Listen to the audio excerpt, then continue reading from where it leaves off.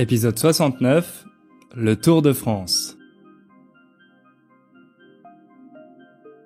Salut à toutes et à tous, bienvenue pour ce nouvel épisode. J'espère que vous êtes en forme. Moi oui, parce que je rentre juste d'un petit week-end à Paris. Si vous êtes abonné à ma chaîne YouTube, vous le savez déjà parce que j'ai publié une vidéo sur ce sujet. Pour ceux qui ne l'ont pas vu, c'est une vidéo un peu différente avec un nouveau format, le vlogabulaire.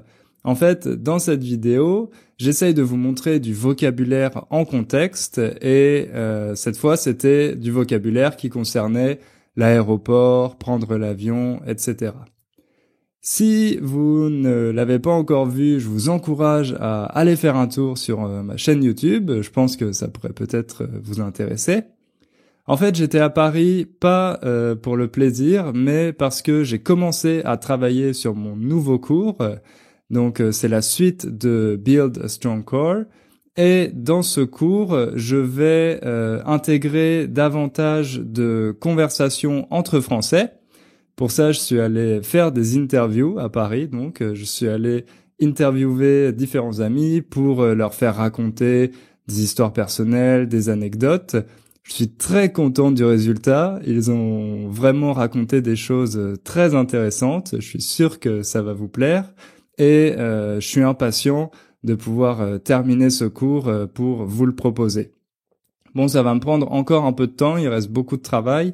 Mais j'espère que je pourrai le sortir à la rentrée au mois de septembre. Je suis très content également parce que la semaine dernière, le podcast a dépassé le 1 million de téléchargements. Donc le podcast Inner French a été téléchargé plus d'1 million de fois. C'est vraiment incroyable. Quand j'ai commencé ce podcast il y a un peu plus de 2 ans maintenant, j'imaginais pas qu'il y aurait autant de personnes qui seraient intéressées et qui auraient envie de l'écouter. J'en profite pour vous remercier. Un grand merci à vous. C'est vraiment grâce à vous que ce podcast existe, grâce à vos encouragements, aux emails que vous m'envoyez. On a fait du bon travail tous ensemble et je suis motivé pour continuer le plus longtemps possible. Notre sujet du jour, c'est un grand événement sportif et il ne s'agit pas de la Coupe du monde de foot féminin, parce que peut-être que vous le savez, mais la Coupe du monde de foot féminin a lieu en France cette année. Et malheureusement, l'équipe de France a été éliminée. Mais bon, on n'est pas trop triste parce qu'elle a perdu face à l'équipe américaine qui est considérée comme la meilleure du monde. Donc voilà, c'était une défaite assez logique et l'équipe de France s'est bien battue. Donc on n'a pas vraiment de regrets et le match a offert un beau spectacle. On va pas parler de foot aujourd'hui, mais d'un autre grand événement sportif, le Tour de France. Alors moi, personnellement, je suis pas un amateur de cyclisme, c'est pas le sport que je préfère regarder. J'aime bien faire du vélo, mais bon, je suis loin d'avoir les performances des coureurs du Tour de France. Par contre, c'est un événement qui occupe une place très importante dans l'imaginaire collectif des Français. Alors je me suis demandé pourquoi et comment le Tour de France est devenu une course aussi légendaire et c'est ce que je vais essayer de vous expliquer dans cet épisode. Mais avant ça, comme d'habitude, on va écouter le témoignage d'un auditeur du podcast. Salut Hugo et salut à tous. Je m'appelle Mingzhe ou vous pouvez m'appeler Brandon s'il est plus facile pour vous. C'est mon nom anglais. Je suis chinois mais j'habite et travaille comme un ingénieur logiciel aux États-Unis. J'apprends le français depuis novembre 2018 et j'écoute le podcast il y a un mois environ. J'aime beaucoup ce podcast, pas seulement parce qu'il est très utile pour apprendre le français, mais aussi parce qu'il y a des sujets très intéressants. Moi, je préfère des sujets culturels. J'ai toujours l'impression que le français est plus difficile à apprendre que l'anglais et que le chinois. Je pense que c'est à cause des différences parmi les 3 langues. Pas forcément qu'il est vraiment le plus difficile. Je crois que beaucoup de personnes ont du mal à apprendre le chinois. Au début, j'étais presque sûr que la plus difficile partie du français, c'était la prononciation. Mais à mesure que le temps passe, Ça semble être le plus facile. Le plus difficile pour moi maintenant, c'est la compréhension orale et l'expression orale. J'ai fini Harry Potter 1 et 2 en français. Donc, il n'y a pas de problème pour moi en compréhension écrite. En revanche, pour écouter et pour parler, je ne savais pas quoi faire pour m'améliorer.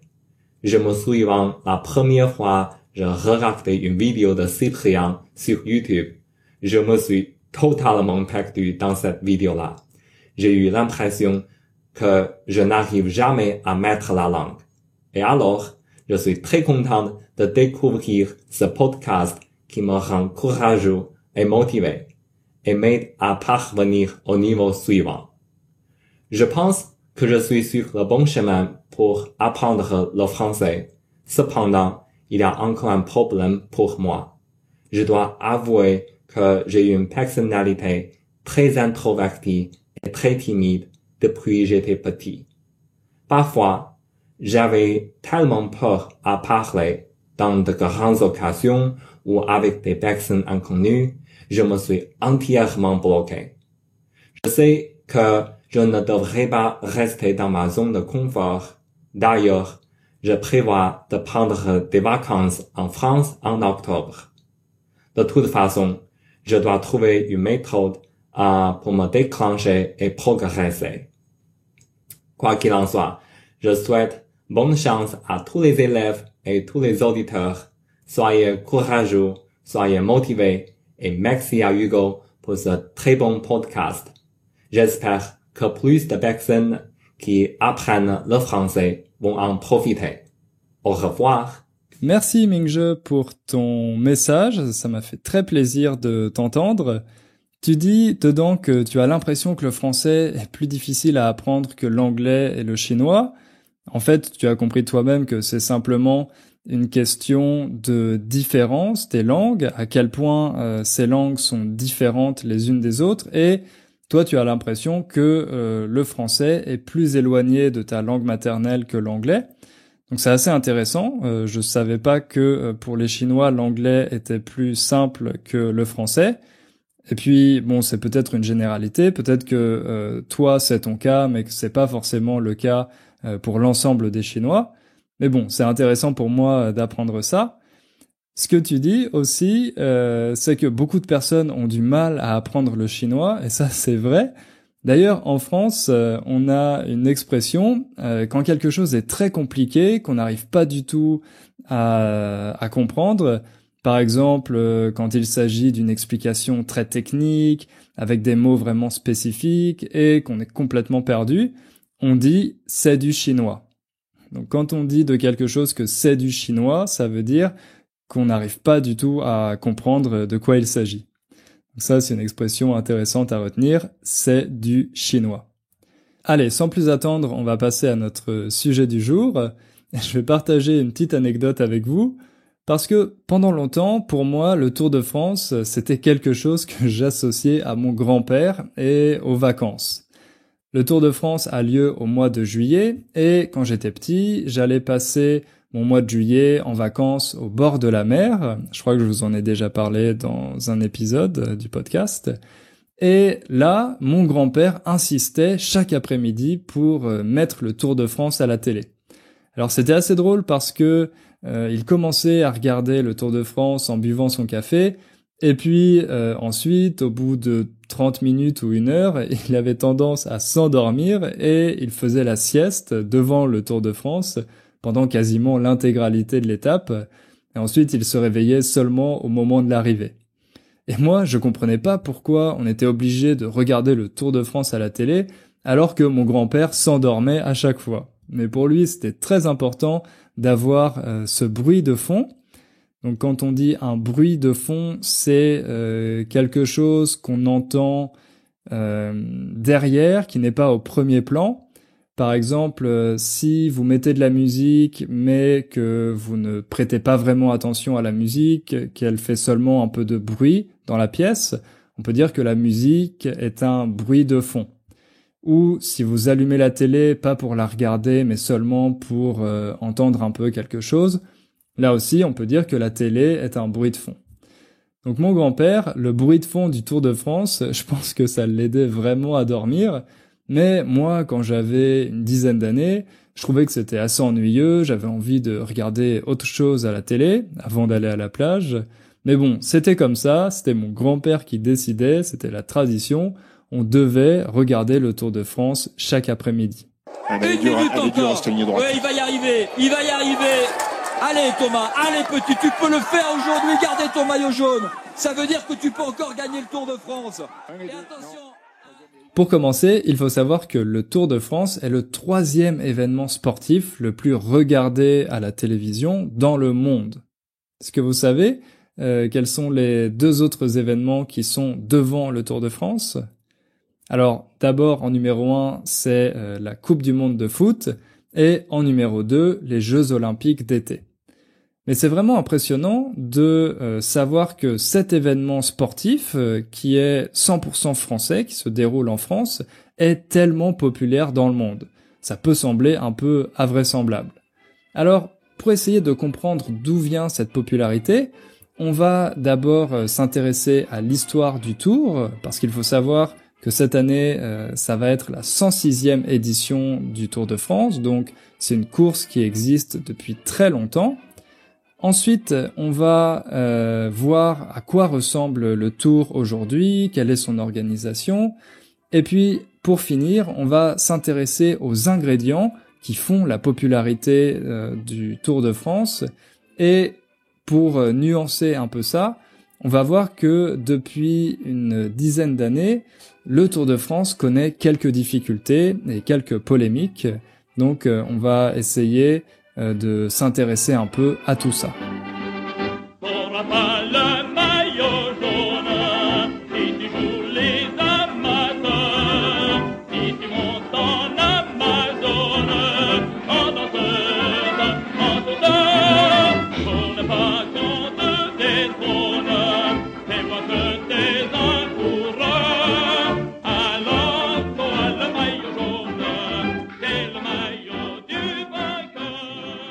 L'homme qui a eu l'idée du Tour de France s'appelle Henri Desgranges.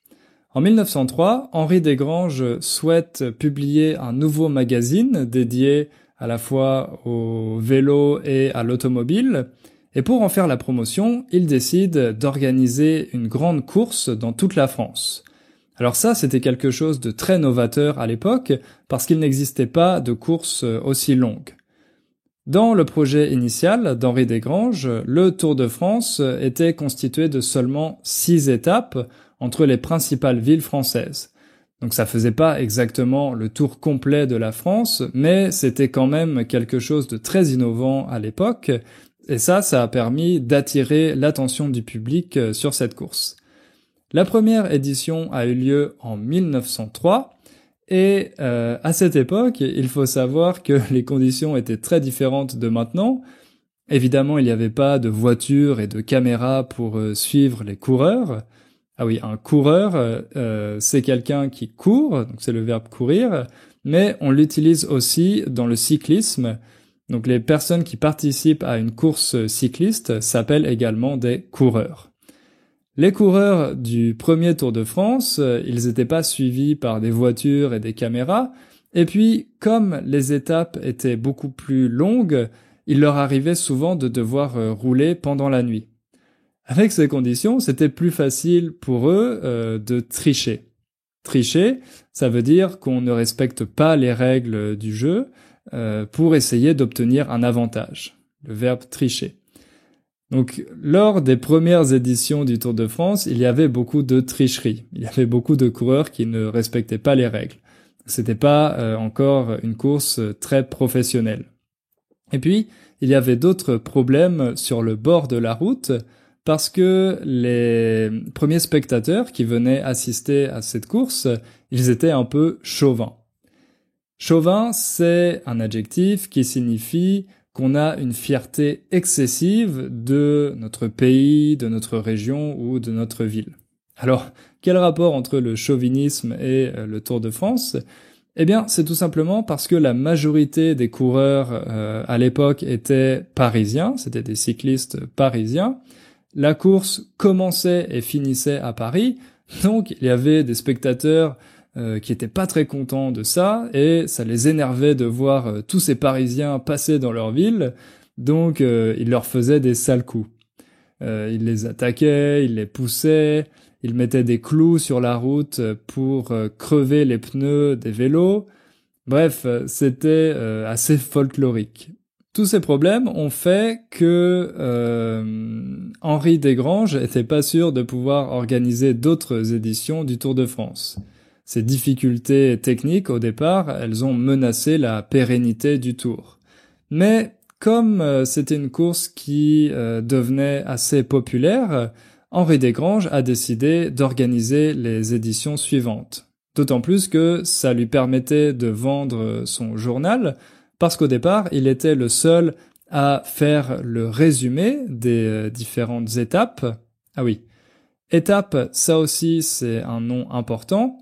Une étape dans une course, ça veut dire une partie de la course. Donc il y a la première étape, c'est la première partie, la deuxième étape, la deuxième partie, etc. Et puis on utilise souvent ce mot pour parler des grands moments de la vie. On dit que dans la vie, il y a plusieurs étapes.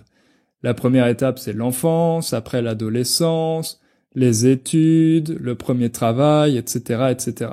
Tous ces moments importants, on les qualifie parfois d'étapes. Le journal d'Henri Desgranges était le seul à avoir les résumés des différentes étapes, comme il n'y avait pas la radio ni la télévision à cette époque. Pour connaître les performances des coureurs, pour savoir qui avait gagné l'étape, eh bien, il fallait acheter ce journal. Bref, vous l'aurez compris, le Tour de France est vite devenu une course très rentable, une course qui faisait gagner beaucoup d'argent. Ce qui fait que Henri Desgranges a décidé d'augmenter la taille de la course, d'avoir un tracé plus long, et de la faire passer par des étapes difficiles, comme par exemple dans les montagnes, avec un premier passage par les Pyrénées en 1910. Les Pyrénées, vous savez, c'est cette chaîne de montagnes qui se trouve au sud-ouest de la France. Avec ces nouvelles difficultés, ces nouveaux obstacles, on a commencé à créer une certaine mythologie autour du Tour. Les coureurs ont très vite été assimilés à des héros qui franchissent tous les obstacles à l'aide d'un simple vélo, des héros qui souffrent pour arracher la victoire, pour finir la course, avec des moments parfois dramatiques, des accidents, des courses pleines de dangers. Tous ces ingrédients ont fait que dès les premières éditions du Tour de France, un public de passionnés s'est réuni autour de cette course. Malheureusement, la Première Guerre mondiale a freiné la course dans son élan. Autrement dit, elle a arrêté cette dynamique parce qu'évidemment, à ce moment-là, les conditions faisaient qu'il était impossible d'organiser le Tour de France. Mais il a repris dès 1919 et ça a été une date importante parce que cette année-là, on a créé le maillot jaune. Le maillot jaune, c'est le t-shirt, on pourrait dire, que porte le coureur qui est premier au classement général, le leader au classement général. Et ça, c'est devenu un des symboles forts du Tour de France, le maillot jaune. Ensuite, dans les années 20 et les années 30, on peut dire que le Tour de France s'est véritablement professionnalisé, parce qu'avant ça, il y avait surtout des amateurs qui participaient à cette course, mais progressivement la tendance s'est inversée et on a vu de plus en plus de professionnels. Et puis, on a essayé de créer des équipes nationales pour dynamiser un peu la course, pour la rendre plus intéressante.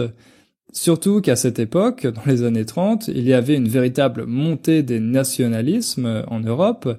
Donc, voir différentes équipes nationales s'affronter pendant le Tour de France, c'était une bonne façon d'exprimer ce nationalisme et de capitaliser sur ce sentiment. À nouveau, la Seconde Guerre mondiale a mis un terme au Tour de France. Le Tour de France a dû s'arrêter pendant ces années. Et puis, ensuite, il a repris dès la fin du conflit.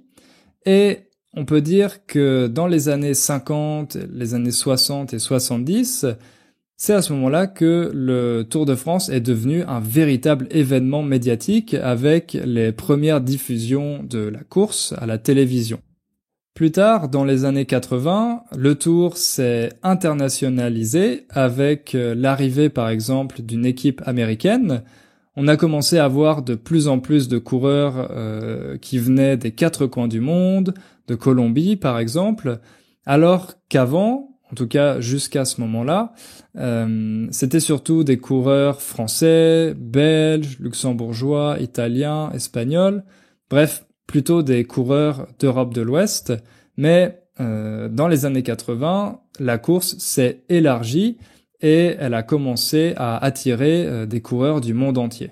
C'est aussi à cette époque-là que le Tour est devenu encore plus rentable avec l'arrivée de gros sponsors, des chaînes de télévision du monde entier qui ont voulu acheter les droits de rediffusion, autrement dit acheter les droits pour montrer le Tour de France sur leur chaîne, à la télé. On peut dire que le Tour de France a acquis sa position hégémonique.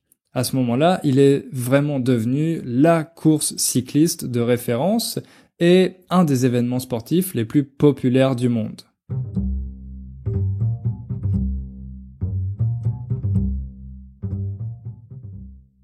À quoi ressemble le Tour de France aujourd'hui ?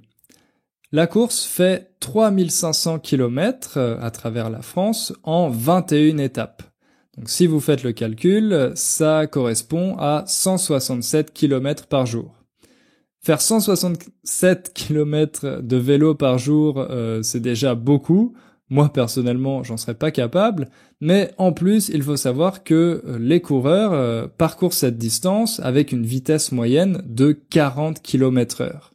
40 km/h, c'est vraiment très rapide. Surtout si on compare aux champions du tout premier Tour de France, aux champions qui avaient gagné la course en 1903.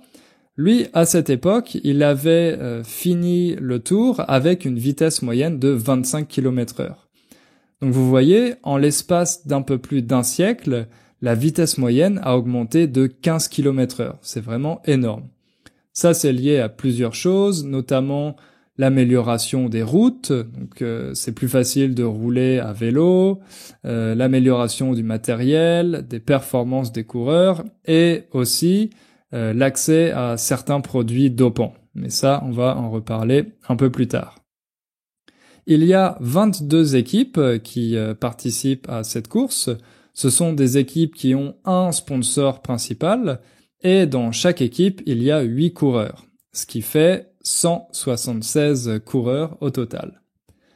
Comme je vous l'ai dit, le Tour de France a différents symboles, comme par exemple le maillot jaune que porte le leader au classement général, mais il y a aussi le maillot à pois, donc il est blanc avec des pois rouges dessus. Ça, c'est le maillot que porte le meilleur grimpeur, autrement dit le coureur qui est le meilleur dans les étapes de montagne. Après, il y a le maillot vert pour le meilleur sprinter et le maillot blanc pour le meilleur jeune. Et enfin, il y a aussi la lanterne rouge. Alors ça, c'est pas un maillot, mais c'est un surnom qu'on donne au coureur qui est dernier au classement. On l'appelle la lanterne rouge. À votre avis, pourquoi cette course est aussi populaire ? Pourquoi le Tour de France est-il un des événements sportifs préférés des Français ? Il faut savoir qu'il y a jusqu'à 12 millions de Français et de spectateurs en général qui se rendent au bord des routes pour voir passer les coureurs dans les différentes étapes. À la télévision, il y a entre 33 et 39 millions de téléspectateurs en cumulé qui regardent les différentes étapes du Tour. Mais le Tour est également diffusé dans 190 pays, ce qui représente environ 3,5 milliards de téléspectateurs. Donc c'est pas un événement qui est seulement populaire en France, mais il l'est dans l'ensemble du monde. Si les Français apprécient tellement le Tour de France, c'est parce qu'il est une sorte de fête populaire. Il y a tous ces spectateurs qui se réunissent sur les routes pour faire la fête, pour voir passer les coureurs, ils organisent des barbecues, bref, c'est un vrai moment de convivialité. une des spécificités du Tour de France, c'est qu'il s'agit d'une compétition de 3 semaines, donc une compétition assez longue, qui est totalement gratuite. Ah oui, ça coûte rien du tout de voir le Tour de France. Il suffit simplement d'aller au bord de la route et de voir passer les coureurs. Vous n'avez pas besoin d'acheter de billets. Ça en fait un événement assez populaire et démocratique. En plus, il a l'avantage de mélanger toutes les classes sociales. Le vélo, c'est un sport qui est apprécié aussi bien par les classes populaires que par les classes supérieures. Et puis, surtout, pour les spectateurs et les téléspectateurs, c'est l'occasion de voyager. À travers le Tour de France, on peut découvrir toute la richesse du patrimoine français. Les Alpes, les Pyrénées, la Normandie, la Bretagne, avec le Mont-Saint-Michel ou encore les Champs-Élysées, où arrive le Tour de France. Bref, quand on regarde le Tour de France à la télé, on voit toutes ces régions magnifiques et souvent les commentateurs expliquent un peu de quelle région il s'agit, quelles sont les spécificités locales, etc. Donc il y a véritablement une dimension culturelle. C'est pas seulement un événement sportif, mais aussi un événement culturel. Pour les Français, c'est aussi une fierté quand le Tour de France passe dans notre ville. Moi, je me rappelle qu'une fois, il est passé à Châteauroux et on est allé voir les coureurs avec mon père. Ça, c'était véritablement un événement pour les habitants de la ville. Ils étaient super contents de pouvoir passer à la télévision et que Châteauroux soit sur la carte du Tour de France. Ce qui attire également les spectateurs qui viennent sur les routes, c'est la caravane publicitaire. Avant que les coureurs arrivent, il y a un ensemble de voitures et de petits camions qui sont financés par des marques et qui distribuent plein d'objets, donc par exemple des porte-clés, des bonbons, etc., à la fois pour les enfants et pour les adultes. Donc si vous êtes spectateur, si vous allez sur la route pour attendre les coureurs, avant vous allez voir passer la caravane et vous allez pouvoir récupérer des petits gadgets, etc. Ça c'est quelque chose qui est très apprécié par le public. Bref, au final, le Tour de France fait vraiment partie de l'imaginaire collectif. C'est un événement important qui marque l'été, qui marque le mois de juillet, notamment parce qu'il n'y a pas grand-chose d'autre qui se passe à ce moment-là de l'année. Donc les gens se réunissent autour de cet événement et ça leur permet de célébrer la France, de faire la fête, d'être fiers d'être français.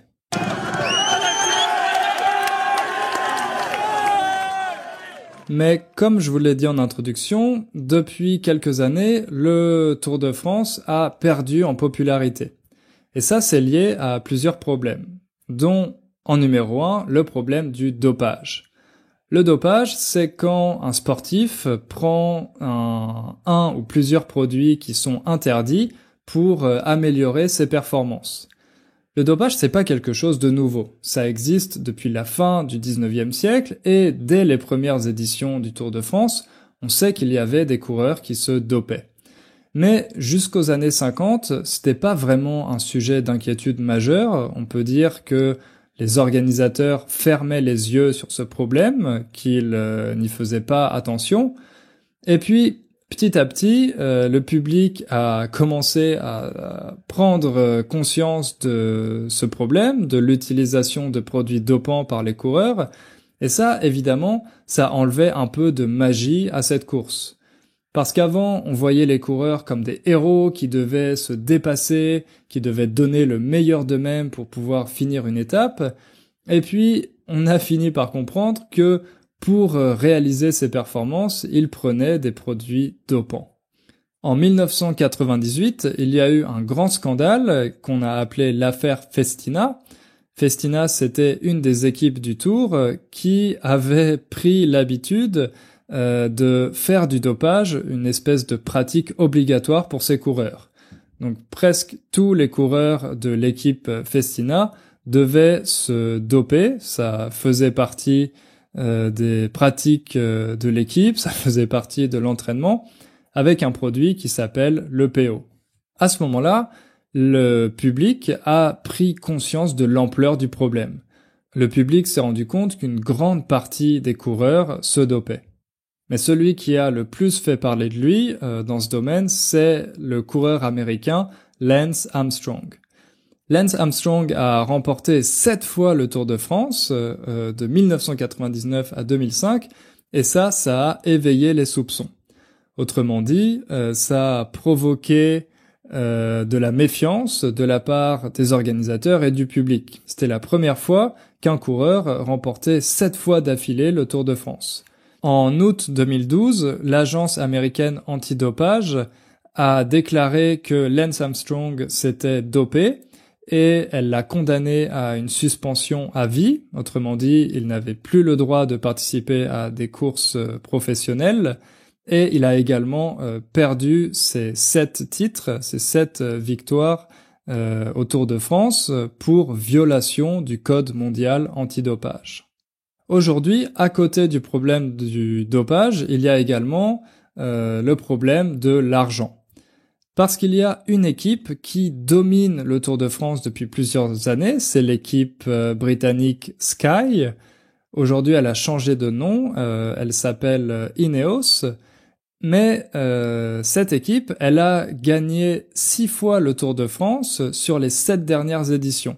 Ça fait qu'il n'y a plus vraiment de suspense pour les spectateurs. On sait que c'est un coureur de l'équipe Sky qui va gagner le Tour de France. Pendant longtemps, c'était Christopher Froome et l'année dernière, c'était Geraint Thomas. Bref, il n'y a plus vraiment de suspense. Les spectateurs ont pas envie de regarder la course qui est gagnée d'avance, on peut dire, par les coureurs de l'équipe Sky. Pour essayer de remettre du suspense dans tout ça, le directeur du Tour de France aimerait mettre une limite au budget des équipes, parce que le problème c'est que l'équipe Sky a un budget beaucoup plus important, donc elle peut offrir de meilleurs salaires et attirer tous les meilleurs coureurs du monde. Donc le directeur du Tour de France aimerait mettre fin à ça en imposant une limite. Si une équipe dépasse cette limite, si une équipe a un budget supérieur, eh ben elle ne pourra pas participer au Tour de France. Donc pour le moment, c'est juste un projet et c'est pas sûr qu'il arrive à le faire. Je vous ai dit que le Tour de France était un événement très rentable, à la fois pour les chaînes de télévision, pour les sponsors, qui dépensent beaucoup d'argent mais qui en reçoivent encore plus en retour. Comme le Tour de France est un événement extrêmement populaire, ça permet d'exposer les marques à un public très large. Mais malgré ça, les coureurs, ceux qui participent au Tour de France, eh bien, ils sont plutôt mal payés. Bon, le vainqueur, ça va, parce qu'il remporte 450 000 €. Le vainqueur du Tour de France obtient une prime de 450 000 €, 200 000 € pour le deuxième, 100 000 € pour le troisième, 8 000 € pour un vainqueur d'étape. Donc, si on gagne une étape, on obtient 8 000 €. Mais à partir de la 90e place, on gagne seulement 400 €. Donc c'est vraiment pas beaucoup pour 3 semaines de course et 3500 km. Donc ça montre que l'argent du Tour de France est pas nécessairement utilisé pour récompenser les coureurs, mais plutôt pour faire plaisir aux marques et leur donner l'exposition la plus grande possible. Il y a un autre problème qui concerne le comportement des supporters français. Surtout les supporters qui vont sur les routes parce qu'il leur arrive d'attaquer par exemple certains coureurs. Donc il faut savoir que Armstrong était pas très populaire, il était pas très apprécié du public français. Comme c'était lui qui gagnait à chaque fois, ça énervait beaucoup de supporters et ils le soupçonnaient de se doper. Et puis maintenant, il y a cette même colère vis-à-vis du Britannique Christopher Froome, ce qui fait que certains supporters insultent les coureurs quand ils passent, ils les attaquent, ils leur donnent des coups, ils essayent de les faire tomber de leur vélo.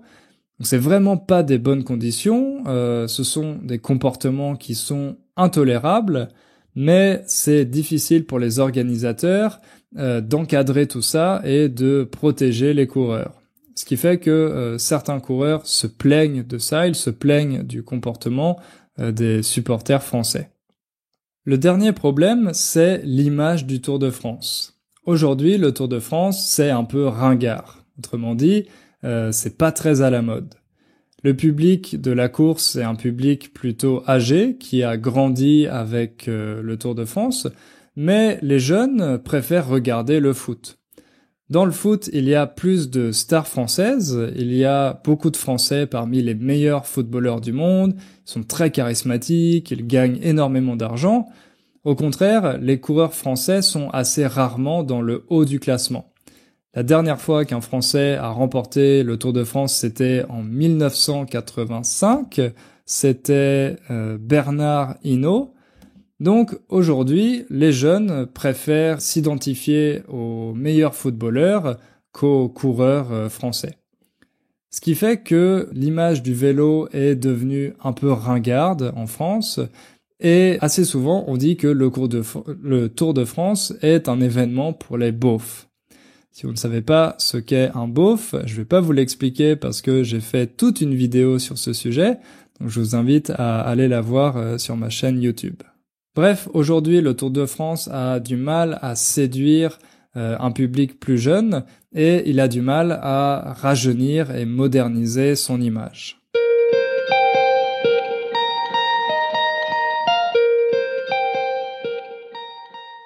Avant de terminer cet épisode, on va écouter un deuxième témoignage et pour respecter la parité, cette fois, ça sera celui d'une auditrice. Bonjour Hugo. Je m'appelle Lily et j'habite à Shanghai, en Chine. Je suis hollandaise et chinoise. Merci beaucoup pour votre podcast. Cela m'a beaucoup aidé. Je l'écoute toute la journée quand je vais à l'école et quand je rentre à la maison. Au total, je pratique le français environ 80 minutes par jour. Pour me rendre utile, je voudrais parler un peu sur comment j'ai appris ces langues en 2 ans. Je pense que vos auditeurs connaissent déjà les bases pour apprendre une nouvelle langue, donc je voudrais leur donner quelques petites astuces qui m'ont beaucoup aidé. Tout d'abord, un moyen intéressant d'apprendre un nouveau vocabulaire ou des nouveaux vocabulaires est de vous en entourner. J'ai écrit des noms et des phrases courtes sur des sticky notes et je les ai collés dans toute ma maison. Par exemple, j'ai écrit les mots une cuillère et une fourchette sur un post-it et les usé sur la table de ma cuisine. Ou alors, j'ai écrit la phrase « Je m'étire tous les matins » sur mon bureau. De cette façon, je m'entoure de la langue française et je peux le voir toute la journée. Une autre chose que j'ai faite est de lire des livres en français. Je sais que vous avez dit qu'ils ne sont pas toujours les plus utiles, mais je les apprécie vraiment. Par exemple, je lis Le Petit Prince en ce moment. Et ce que je fais, c'est que je lis chaque chapitre 1 ou 2 fois avant de chercher les mots que j'ai mal à comprendre. Et après cela, j'écoute le livre audio sur YouTube et le répète avec l'orateur. De cette façon, vous pouvez améliorer votre prononciation facilement. Enfin, mon dernier conseil est de trouver un correspondant pour écrire chaque semaine ou chaque mois. J'ai envoyé un message sur une app pour les étudiants et j'ai trouvé 2 autres étudiants français à qui j'ai parlé pendant quelques mois. Et je conseille vos auditeurs de regarder aussi des films ou épisodes français. Mon film préféré est Nothing to Hide et la série The Hookup Plan. Si vous avez Netflix, vous pouvez les trouver facilement. Et pour la musique, je trouve que la chanteuse Angèle a beaucoup de chansons dans lesquelles elle chante très clairement. Bref, merci pour m'écouter et je vous souhaite du succès dans l'avenir. Un grand merci Lily pour tous les conseils que tu as donnés. Je pense que ça va aider et inspirer les auditeurs du podcast. Le mot sticky note en français, on le dit post-it. Donc c'est la marque en fait de ce produit, post-it. Et je trouve que c'est une bonne idée de mettre des post-it dans toute sa maison pour apprendre le vocabulaire. Bon, c'est pas toujours facile ou c'est pas toujours possible en fonction des personnes avec qui on vit. Mais pour celles et ceux qui ont une mémoire visuelle, effectivement, ça peut vous aider de mettre des post-it avec le nom des meubles, avec le nom de différentes activités que vous faites, pour vous aider à les mémoriser. Pour finir, un grand merci à celles et ceux qui ont laissé des évaluations sur iTunes, des recommandations sur Facebook, des commentaires sur YouTube. Merci pour votre soutien. Sans vous, ça aurait aucun sens de faire tout ça. Donc, c'est très gentil de prendre le temps de m'écrire et de me remercier. Ça me fait extrêmement plaisir. On se retrouve dans 2 semaines pour un nouvel épisode. Et d'ici là, n'oubliez pas de faire un peu de français tous les jours. À bientôt. Ciao.